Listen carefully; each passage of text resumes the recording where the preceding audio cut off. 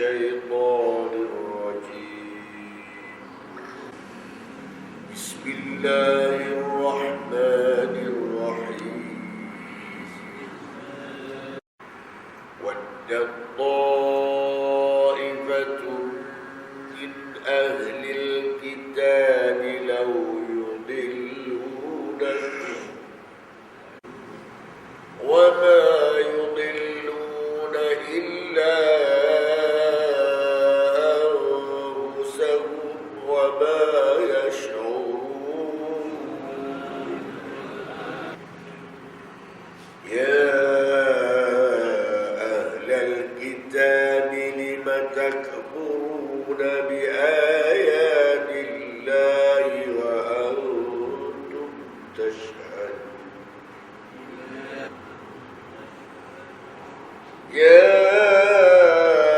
أهل الكتاب لم تلبسون الحق بالباطل وتكتمون الحق وأنتم تعلمون. وقالت طائفة من أهل الكتاب آمنوا بالذي أنزل على الذين آمنوا وجه النهار واكفروا آخره لعلهم يرجعون. ولا تؤمنوا إلا لمن تبع دينكم. قل إن الهدى هدى الله أن يؤتى أحد مثل ما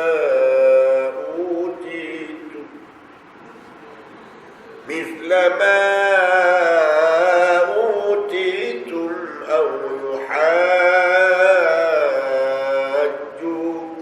عند ربكم.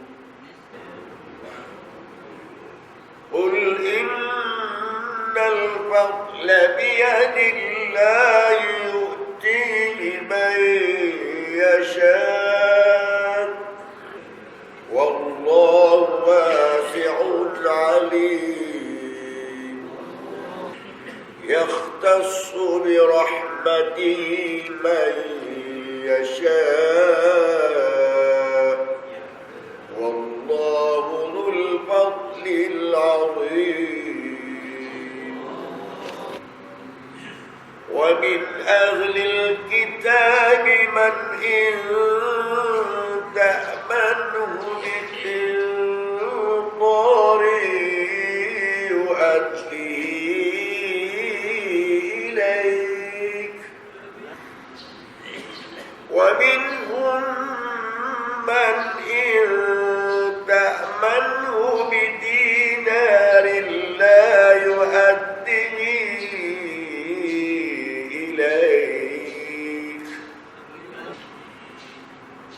يؤديه إليك إلا ما دمت عليه قائما.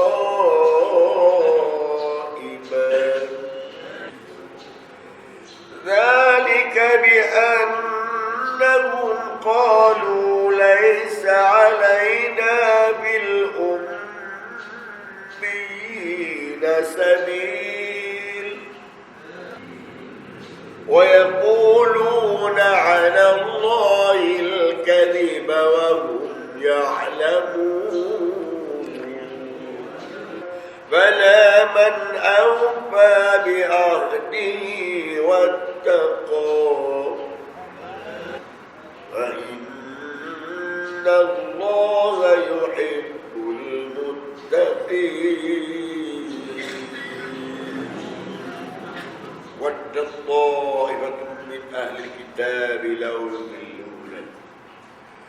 Segolongan dari ahli kitab menghendaki kalau dapat mereka menyesatkan kamu.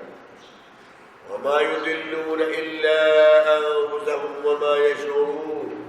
Dan tiada yang mereka sesatkan kecuali diri mereka sendiri. Sedang mereka tiada sedar. Uraian. Sebelumnya dari pendeta-pendeta dan ketua-ketua ahli kitab itu bercita-cita hendak menyesatkan kamu dengan rancangan-rancangan mereka yang beradik rupa, kekeliruan yang disengaja memasukkan dan menyarankannya ke dalam agama kamu, sehingga menyebabkan kamu teragak-agak dan merasa kurang yakin terhadap agama kamu, lalu dengan mudahnya keluar dari agama menjadi kufur dan murtad. Na'udzubillah. Perbuatan menyesatkan orang seperti ini adalah suatu jenayah yang terkutuk. Allah dengan tegasnya mengenji mereka yang menyatakan yang maksudnya tiadalah yang mereka sesatkan kecuali diri mereka sendiri, sedang mereka tiada sedar. Maka alangkah hinanya orang yang siuman tetapi tidak sedarkan diri itu, kerana orang-orang yang benar-benar mukmin yang bakal disesatkannya itu tidak akan mahu menerima sebarang riayah yang menyesatkan, tidak mahu dapat dikelirukan. Bahkan dosa dari perbuatan mereka yang menyesatkan itu akan menimpa ke atas diri mereka sendiri. Kemudian Allah menanyakan orang-orang ahli kitab dengan firman-Nya pada ayat 7. Ya ahlal kitab, lima takfuruna bi ayatillahi wa antum tashhadun. Hai ahli kitab, mengapakah kamu kufur kepada ayat-ayat Allah sedang kamu menyaksikannya, yakni kamu mengetahuinya? Jadi, apakah sebabnya kamu mengingkari bukti-bukti yang nyata dan dalil-dalil yang terang yang dibawa oleh Allah, oleh Al-Quran, dan kamu ingkari pula kenabian Nabi Muhammad SAW yang kamu saksikan dan ketahui dari kitab-kitab kamu yang dahulunya kamu yakini kebenarannya itu. Allah melanjutkan pertanyaannya lagi pada ayat 21 ini. Ya ahlal kitab, hai ahli kitab, lima talbisuna al-haqqa bil batil. Mengapakah kamu kelirukan yang hak, yakni kebenaran, dengan yang batil, yakni yang salah? Wa taktumuna al-haqqa wa antum ta'lamun. Dan kamu sembunyikan kebenaran itu padahal kamu mengetahui. Yakni, apakah sebabnya? Kamu campur adukkan yang hak, yang benar, dengan yang batil, yang benar dengan yang salah. Adapun yang hak, jadi kebenaran itu ialah perkara-perkara yang dibawakan oleh penabian yang mengandungi perintah supaya manusia menyembah Allah yang Maha Esa dan memberikan khabar gembira kepada mereka tentang kenabian Nabi Muhammad sallallahu alaihi wasallam. Mengapakah ini telah dipalsukan oleh ketua-ketua kamu dengan membawakan tafsiran yang salah dan takwilan yang merosakkan sehingga orang menjadi terkeliru? Dan mengapakah kamu sembunyikan kebenaran tersebut yang ada tertulis di dalam kitab Taurat dan kitab Injil, padahal kamu tahu yang demikian itu, tapi sengaja kamu melakukan semata-mata kerana degil dan kerana dengki.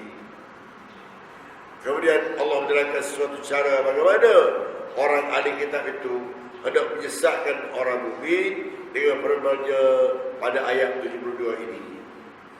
Wa qalat ta'ifatun min ahli kitab aminu billadhi unzila 'ala alladhina amanu wajhan nahar wakfuru akhirahu la'allahum yarji'un. Dan segolongan ahli kitab itu berkata kepada teman-teman mereka, percayakah kamu pada Quran yang diturunkan ke atas orang-orang yang beriman pada sebelah pagi saja. Dan kemudian kafirlah kamu pada sebelah petang. Mudah-mudahan kelak orang yang beriman itu kembali meninggalkan agama mereka. Huraian. Ada diceritakan iaitu ada 12 orang pendeta Yahudi Bandar Khaybar dan Kampung Quraidah berpakat-pakat bagaimana caranya nak menyesatkan orang-orang bumi. Kata setengah mereka kepada yang lain, masuklah kamu agama Muhammad pada sebelah pagi, ikrarkan dengan lisan, tidak usah dia cakap dalam hati. Kemudian kumpullah, jadi keluar balik pada sebelah petang. Kemudian kamu ceritakan kepada orang-orang bumi bahawa kami sebenarnya selama memasuki agama kamu, lalu kami periksa dalam kitab kami. Maka setelah bermesyuarat dengan para alim ulama kami, ternyatalah oleh kami bahawasanya Muhammad itu telah menepati sifatnya seperti yang disebut dalam kitab kami. Beritu jelaslah dustanya. Jika kamu lakukan yang demikian, tentulah sahabat-sahabat Muhammad itu kelak akan syak dan ragu-ragu terhadap agama mereka. Dan mereka akan menuduh Muhammad dengan mengatakan, memanglah mereka itu golongan ahli kitab yang lebih arif, yang lebih tahu lagi dari kita. Maka mereka, jadi sahabat-sahabat Nabi Muhammad, tentulah akan keluar dari agama mereka. Itulah terlihat dari kata-kata mereka. Sebuah riwayat oleh Ibnu Ishaq dari Ibnu Abbas radhiyallahu anhu telah berkata, adalah Abdullah ibn As-Sayyid dan Adi bin Zaid dan Al-Harith bin Auf telah berkata sesama mereka, marilah kita beriman dengan agama yang diturunkan ke atas Muhammad dan sahabat-sahabatnya pada sebelah pagi. Kemudian kita kumpul pada sebelah petang untuk mengelirukan mereka di dalam agama mereka. Moga-moga mereka ikut membuat apa yang kita buat sehingga terkeluar dari agama mereka. Dengan adanya peristiwa ini, Allah telah menurunkan surah Al-Imran ayat 71 hingga 73 ayat.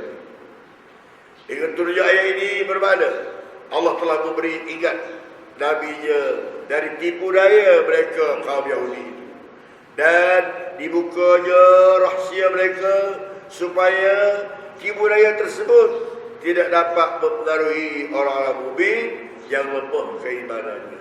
Dan bagi pihak ahli kitab yang melancarkan ibadah itu, manakala mengetahui rahsia mereka di muka Tuhan, kecewalah mereka. Wala tu'minu illa liman tabi'a dinan. Janganlah kamu percaya mereka kepada orang yang mengikuti kamu. Qul innal huda hudallah. Katakanlah ya Muhammad bahwasanya sebenar-benarnya petunjuk itu ialah petunjuk Allah.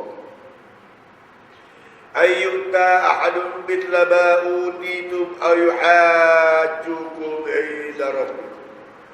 Mereka itu berkata, janganlah kamu percaya akan adanya pula orang yang mendapat sebahagian yang kamu dapat, atau dikalahkannya pada kamu pada sisi Tuhan kamu. Qul innal fadla biyadillahi yu'ti man yasha. Katakanlah ya Muhammad bahwasanya kurnia itu di tangan Allah, diberikannya kepada siapa yang dikehendakinya. Wallahu wasi'un alim. Dan Allah luas kurnianya, lagi mengetahui. Huraiannya, walaupun mereka telah kecewa, namun sifat degil dan busuk hati itu tetap bersarang juga di hati mereka, sebagaimana yang digambarkan oleh Allah dengan firman-Nya pada ayat 73 yang bermaksud, janganlah kamu percaya melainkan kepada orang yang mengikut agama kamu.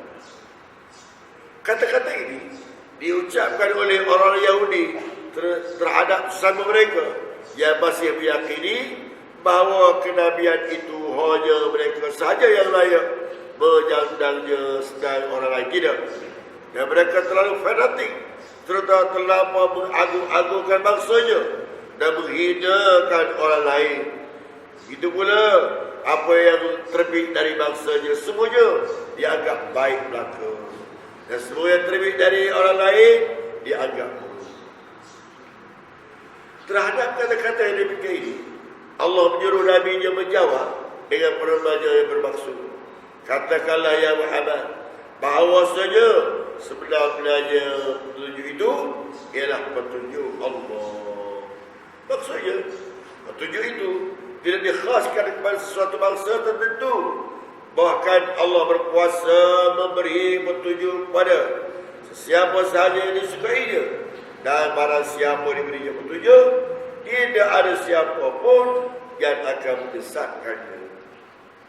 Kemudian mereka berkata pula maksud firman Allah, janganlah kamu percaya akan ada pula orang yang mendapat sebagaimana yang kamu dapat, atau dikalahkannya kamu pada sisi Tuhan kamu. Maksudnya, janganlah kamu mengakukan di hadapan orang-orang Arab itu atau orang lain bahawa kebangkitan seorang Nabi itu mungkin berlaku ke atas kaum yang bukan Bani Israel. Dan jangan pula mengakukan orang-orang Islam itu dapat hujah sehingga mengalahkan kamu dengan suatu hujah di sisi Allah. Kata-kata ini pun Allah telah menyuruh Nabi-Nya menjawab dengan perbahasan yang bermaksud. Katakanlah ya Muhammad, bahawasanya kurnia itu di tangan Allah, diberinya kepada sesiapa yang dikehendakinya, dan Allah luas kurnianya lagi bertambah. Maksudnya, kebangkitan Nabi itu merupakan kelebihan dan kurnia daripada Allah yang akan diberikannya kepada sesiapa yang layak mengikut pengetahuan Allah. Yakhtassu bi rahmatihi man yasha. Allah menentukan rahmatnya pada orang-orang yang kehendakinya. Wallahu dzul fadlil azim. Dan Allah itu mempunyai kurnia yang besar. Uraian bahawa saya kurnia Allah yang banyak dan rahmatnya yang luas itu Allah akan tentukan hanya kepada sesiapa yang dikehendakinya. Tiada sebagai sangkaan orang-orang ahli kitab bahawa kurnia itu terkhas bagi kaum Bani Israel sahaja.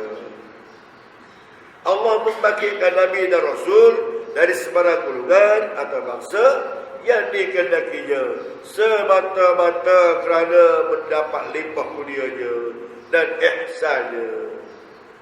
Bukanlah disebabkan adanya sesuatu jasa yang telah mereka buat, dan bukan pula kerana keturunan yang memuliakan mereka. Allah tidak pilih kasih terhadap sesiapa pun, baik terhadap seseorang, orang perseorangan atau suatu bangsa. Maksudnya Allah dari yang demikian. Wa bil ahli kitab man ta'manuhu bi qari yu'addi ilaihi. Dan di antara ahli kitab itu terdapat orang yang sekiranya kau bertaruh kepada satu qintar, yakni sejumlah harta yang besar, dan saya ditunaikannya kembali kepadamu. Wa minhum man ta'manuhu bi qintarin la yu'addi ilaika illa ma dumta alaihi qa'ima. Dan di antara mereka terdapat pula orang yang sekiranya kau bertaruhkan kepadanya satu dinar, yakni dengan harta yang kecil, tidak dikembalikannya kepadamu kecuali jika selalu kau menunggunya. Dzalika bi annahum qalu laisa 'alaina bil ummiyina sabil. Jadi begitu sebabkan mereka berkata tidak berdosa kita menganiaya orang-orang ummi, jadi yang tiada seagama dengan kita, jadi bukan dari orang-orang Yahudi seperti dia. Wa yaquluna 'ala Allahi al-kadhiba wa hum ya'lamun. Dan mereka berkata demikian semata-mata berdusta terhadap Allah, padahal mereka mengetahui akan mereka itu berdusta.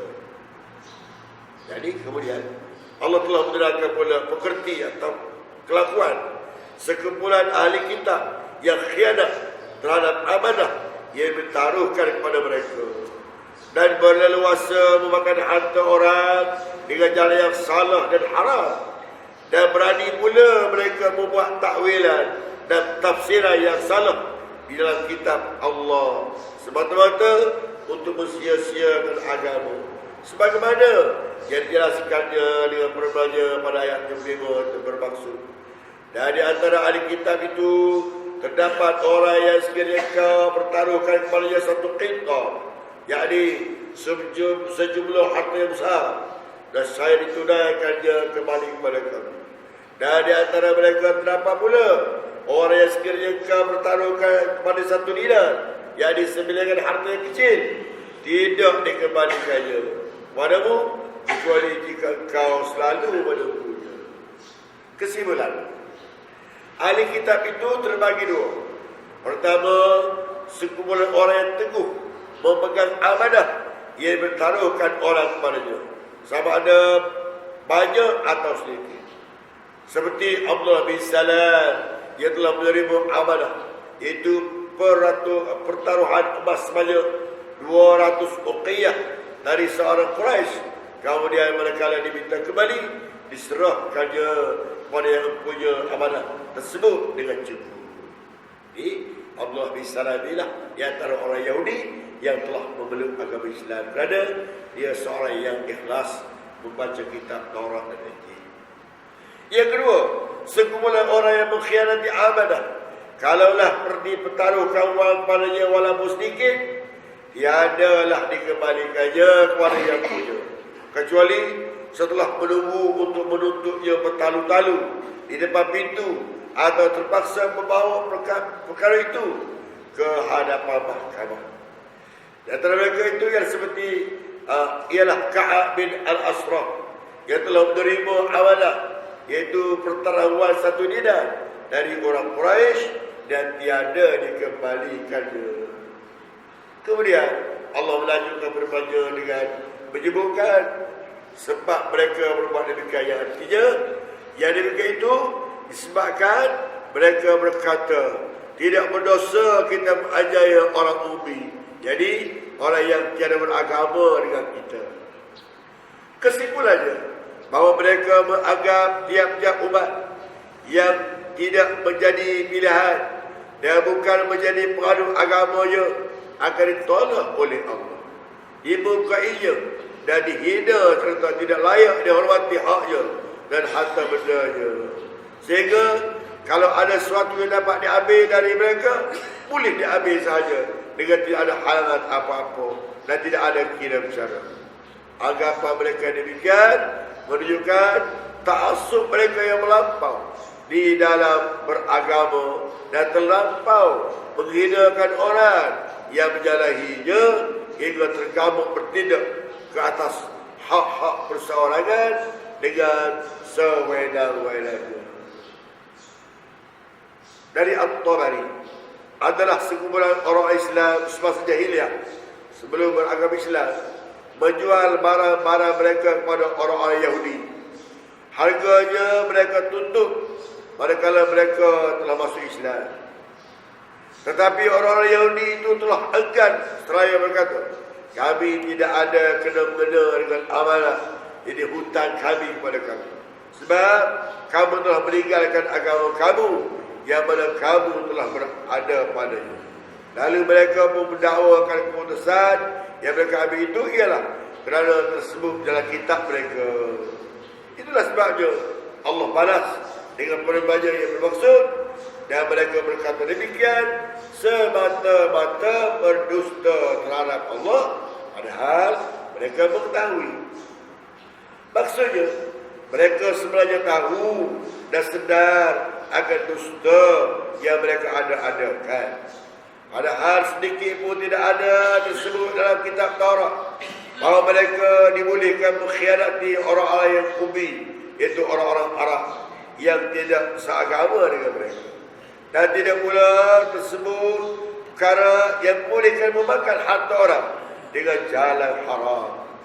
Mereka itu tahu semuanya dengan sebenar, tetapi mereka tidak berpadukan kitab Allah dengan sebenar-benarnya, bahkan hanya menjadi pak turun mengikut apa-apa yang dikatakan oleh pendeta-pendeta dan ketua-ketua agama mereka. Dengan mendakwakan bahawa itulah hukum agama. Mereka katakan apa yang sesuai dengan pendapat dan nafsu mereka itu agama, dan mereka ubah ayat-ayat Allah dari asalnya. Lalu dijadikan pokok atau dasar yang kuat untuk penyokong teori atau pendapat mereka. Sehingga mudahlah kelak orang akan menerima teori atau pendapat yang mereka fatwakan. Kerana ada berdalilkan ayat-ayat dan nas-nas yang kononnya ada tersebut dalam kitab mereka. Ayat ini amalah berguna pada masa ini untuk mengingatkan kembali seluruh umat Islam yang telah berasur-asur melupakannya, terutama bila mana sedang terdesak oleh sesuatu keadaan, sedang dihadapannya tersegang kemewahan, terbentang nikmat-nikmat yang kebetulan sedang dimiliki dan dinikmati oleh umat yang lain, yang dapat membutakan mata hatinya dan mengkhayalkan fikirannya. Ingin pula ia untuk turut mempunyainya walau dengan jalan haram sekalipun. Dicarinya ikhtiar-ikhtiar bagaimana cara-caranya yang haram itu dapat dihalalkan. Dicarinya jalan bagaimana larangan itu dapat dijadikan kelulusan. Dikarang oranglah risalah-risalah yang diarahkan oleh golongan-golongan tertentu dengan dibiayai wang yang beribu-ribu.